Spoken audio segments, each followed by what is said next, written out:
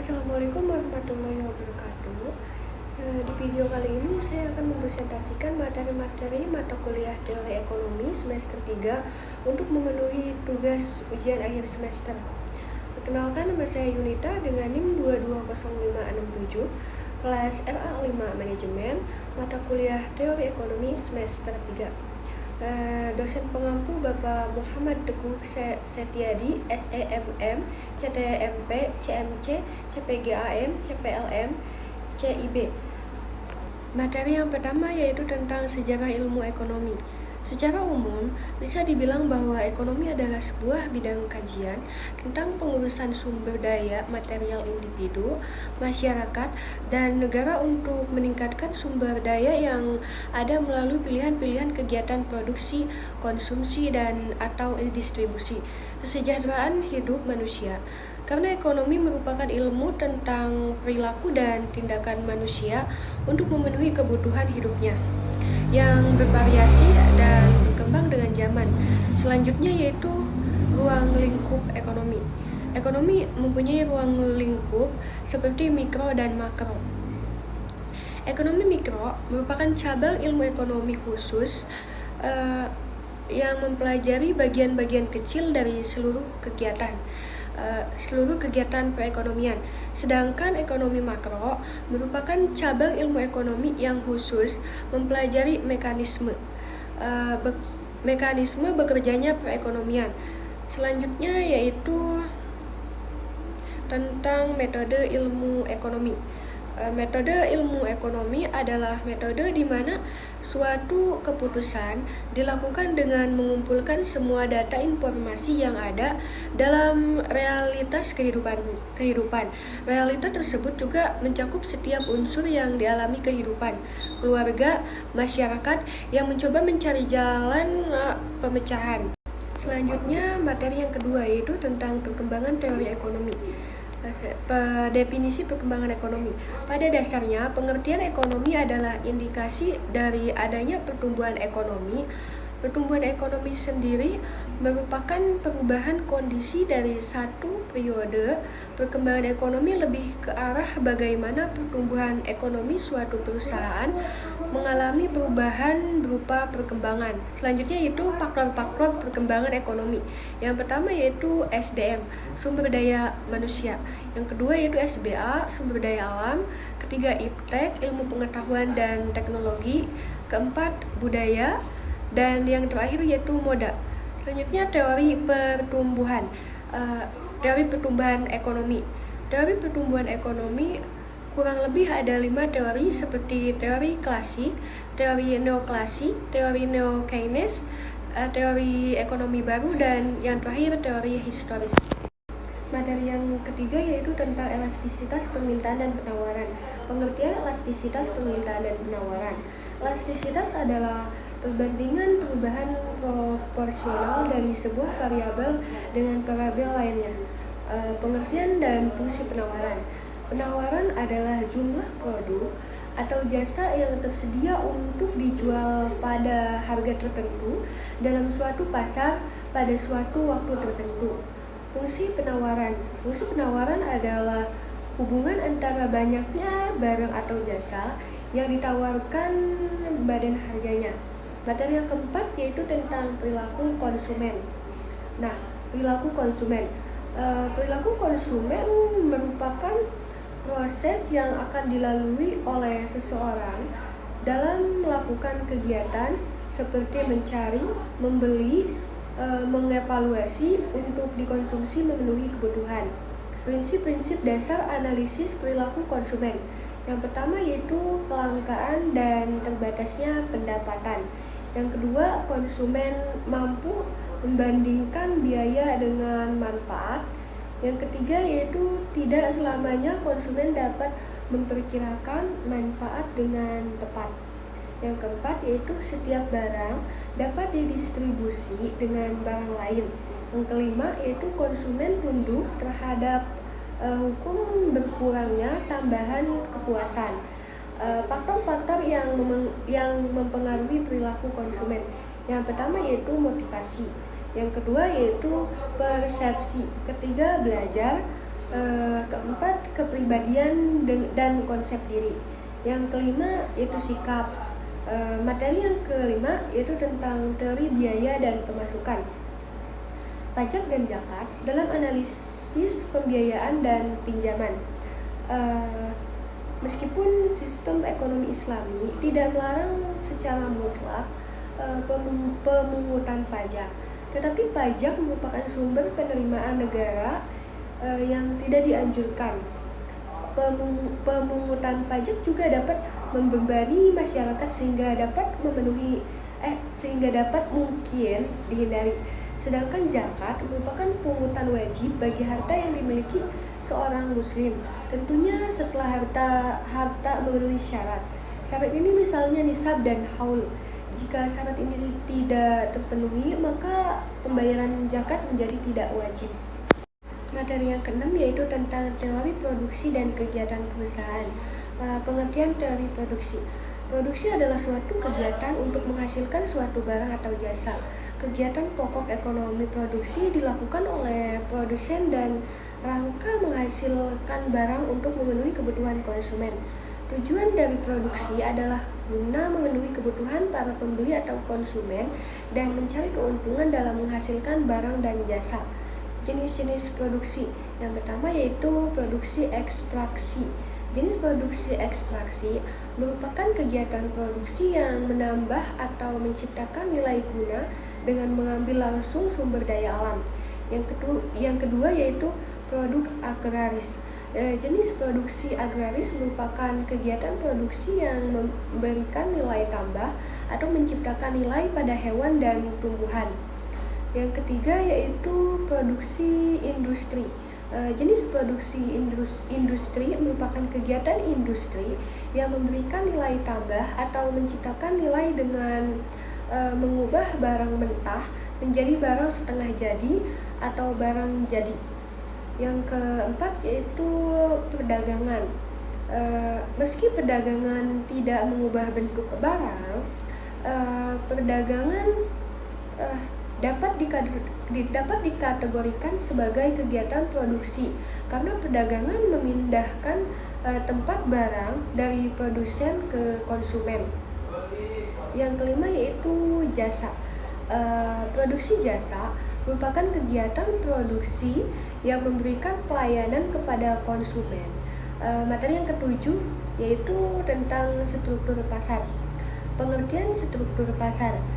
Struktur pasar adalah suatu variabel yang menunjukkan karakteristik dan kondisi suatu pasar seperti jumlah pembeli dan penjual, keadaan produk, keadaan pengetahuan penjual dan pembeli, serta keadaan rintangan pasar.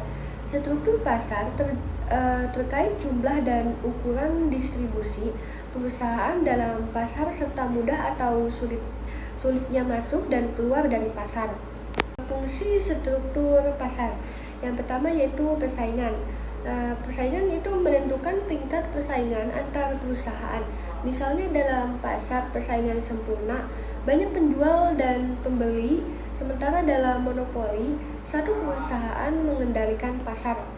Yang kedua yaitu harga. Harga mengaruhi penentuan harga barang atau jasa. Dalam pasar yang kompetitif, harga cenderung mencerminkan biaya produksi. Sementara dalam pasar monopoli, perusahaan dapat menetapkan harga dengan lebih besar. Yang ketiga yaitu efisiensi. Efisiensi berpengaruh pada tingkat efisiensi ekonomi. Pasar yang lebih kompetitif seringkali mendorong efisiensi karena perusahaan harus berinovasi dan berusaha meminimalkan biaya. Yang keempat yaitu inovasi. Struktur pasar dapat mempengaruhi tingkat inovasi dalam industri persaingan.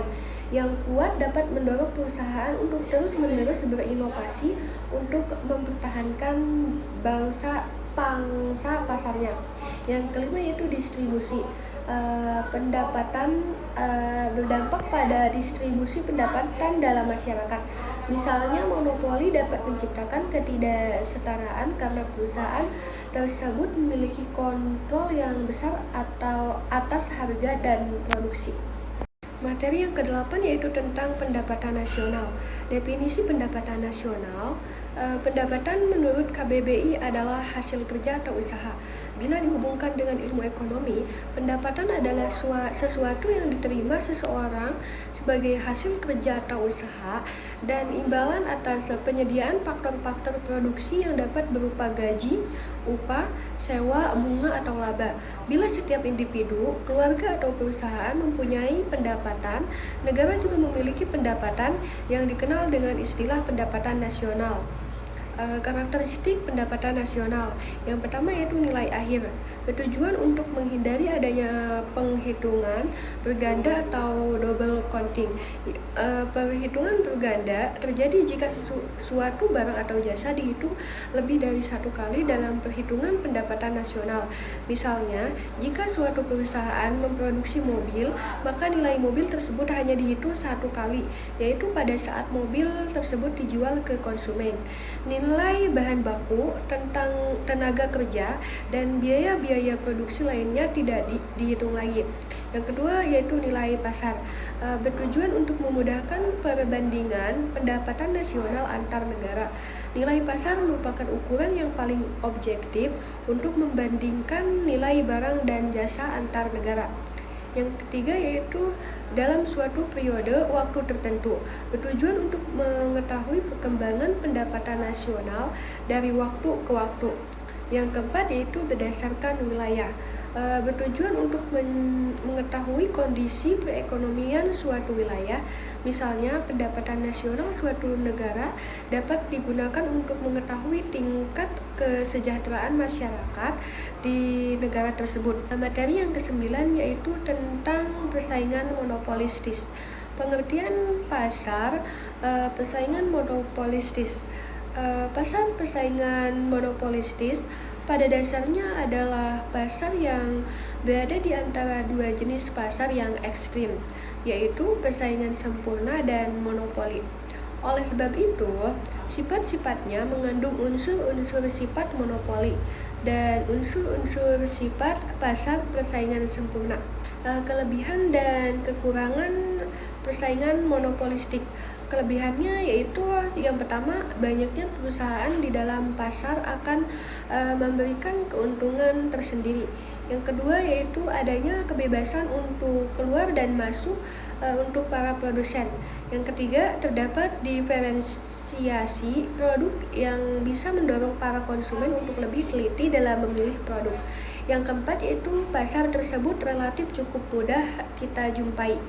Kekurangannya yaitu yang pertama, pasar persaingan monopolistik memiliki tingkat persaingan yang cukup tinggi, baik dalam hal harga, kualitas, maupun layanan. Yang kedua yaitu dibutuhkan modal yang cukup besar untuk dapat masuk ke dalam pasar tersebut. Yang ketiga yaitu pasar ini bisa mendorong berbagai perusahaan untuk selalu memberikan inovasi. Materi yang ke-10 yaitu tentang pasar bebas dan kebijakan pemerintah. Definisi pasar dan kebijakan pemerintah. Pasar bebas adalah perdagangan yang berfokus pada penjualan berdasarkan mekanisme penawaran dan permintaan tanpa melibatkan campur tangan pemerintah. Jadi, pengusaha memiliki wewenang mutlak atas pengelolaan produksi dan harganya, serta bebas memilih siapa saja yang akan menjadi target penjualan mereka. Proses dan cara pasar bebas dan kebijakan pemerintah. Yang pertama yaitu proses pasar bebas. Pasar bebas adalah sistem ekonomi yang didasarkan pada penawaran dan permintaan dengan sedikit atau tanpa kendali pemerintah. Dalam pasar bebas, penjual dan pembeli memiliki kebebasan untuk menentukan harga dan jumlah barang yang akan diperdagangkan. Yang kedua yaitu kebijakan pemerintah dalam pasar bebas. Pemerintah dapat berperan dalam pasar bebas dengan menerapkan berbagai kebijakan. berbagai kebijakan. Kebijakan-kebijakan tersebut dapat mempengaruhi penawaran, permintaan, dan harga keseimbangan. Materi yang ke-11 yaitu tentang kebijakan fiskal. Kebijakan fiskal merupakan kebijakan ekonomi yang berkaitan dengan penerimaan pemerintah. Bentuk penerimaan ini adalah pajak bersih yang diperoleh dari sektor rumah tangga. Pajak ini digunakan oleh pemerintah untuk membiayai pengeluaran yang disebabkan oleh kegiatan pemerintah. Fungsi kebijakan fiskal. Yang pertama yaitu fungsi alokasi. Dengan fungsi alokasi ini, kebijakan fiskal sangat berperan aktif dalam mengalokasikan dan mengatur faktor-faktor produksi yang sudah ada di masyarakat secara lebih terinci, detail, dan maksimal pada waktu alokasi. Pada waktu alokasi barang-barang produksi tersebut berjalan dengan baik dan juga tepat, maka dari itu kebutuhan masyarakat juga akan terpenuhi dan berjalan dengan baik.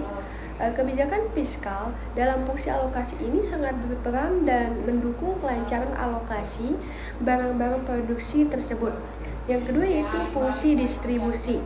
Dengan fungsi distribusi, kebijakan fiskal merupakan berfungsi sebagai instrumen mediasi untuk mendistribusikan yang dihasilkan oleh kegiatan-kegiatan ekonomi, supaya setiap wilayah atau daerah perkembangan ekonominya sama rata atau seimbang. Jika kebijakan fiskal tidak berkontribusi tentang distribusi pendapatan negara, maka ketidakseimbangan antara daerah satu dengan daerah yang lainnya bisa semakin besar atau tinggi, dalam artian perekonomian kacau, dan dapat menjadikan masalah dalam perekonomian. Yang ketiga yaitu fungsi stabilisasi.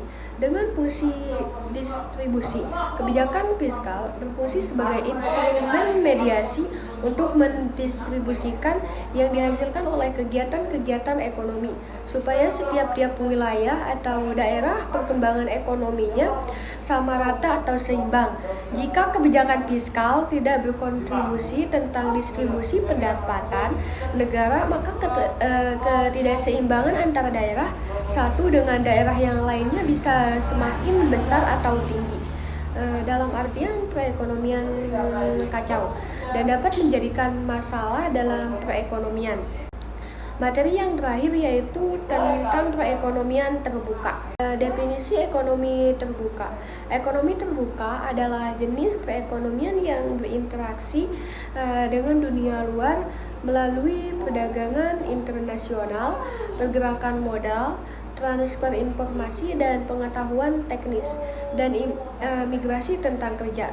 Perekonomian terbuka adalah perekonomian yang melibatkan diri dalam perdagangan internasional, ekspor dan impor barang dan jasa, serta modal dengan negara-negara lain.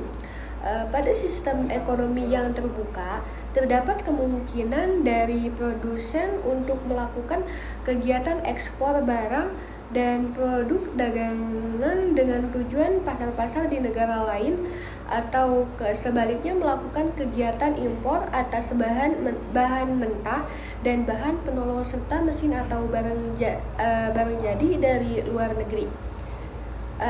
negara. Fungsi perekonomian terbuka. Fungsi perekonomian terbuka mengacu pada suatu sistem ekonomi di mana negara terlibat dalam kegiatan ekonomi internasional melalui perdagangan barang dan jasa, investasi, serta aliran modal. Fungsi perekonomian terbuka mencakup beberapa aspek yang dapat memengaruhi kesejahteraan ekonomi suatu negara. Berikut adalah beberapa fungsi perekonomian terbuka. Yang pertama yaitu perdagangan internasional. Perekonomian terbuka memungkinkan negara untuk melakukan perdagangan internasional, yaitu pertukaran barang dan jasa antara negara-negara. Hal ini memungkinkan negara untuk mengakses sumber daya dan produk yang tidak tersedia atau lebih murah di pasar internasional. Yang kedua yaitu aliran modal. Perekonomian terbuka memfasilitasi aliran modal lintas batas, investasi asing langsung dan portofolio dapat memasuki negara, sementara investasi dari negara tersebut dapat mencari peluang di pasar internasional. Yang ketiga yaitu pengaruh nilai tukar. Perekonomian terbuka dipengaruhi oleh perubahan nilai tukar mata uang. Nilai tukar yang fluktuatif dapat mengaruhi daya saing produk ekspor dan impor, serta mempengaruhi kebijakan moneter dan fiskal. Yang keempat yaitu transfer teknologi dan pengetahuan. Melalui perdagangan internasional, perekonomian terbuka dapat mengalami transfer teknologi dan pengetahuan dari negara lain. Hal ini dapat meningkatkan inovasi dan produktivitas dalam suatu negara. Yang kelima yaitu diversifikasi ekonomi. Keterlibatan dalam perdagangan internasional memungkinkan negara untuk diversifikasi ekonominya. Ketergantungan pada satu sektor ekonomi dapat dikurangi dengan mengakses pasar internasional untuk berbagai jenis produk dan layanan. Yang keenam yaitu pengaruh harga inflasi. Perekonomian terbuka dapat mengalami pengaruh harga dan inflasi dari pasar internasional. Perubahan harga komoditas dunia dan tekanan inflasi dari luar negeri dapat mempengaruhi stabilitas harga dalam negeri. Yang ketujuh yaitu mobilitas modal dan tenaga kerja. Perekonomian terbuka memungkinkan mobilitas modal dan tenaga kerja lintas batas. Hal ini dapat menciptakan peluang kerja, memperluas basis keterampilan, dan memberikan keuntungan bagi perusahaan yang dapat menarik modal dan tenaga kerja dari luar negeri. Itu saja yang bisa saya sampaikan, kurang lebihnya mohon maaf. Wassalamualaikum warahmatullahi wabarakatuh.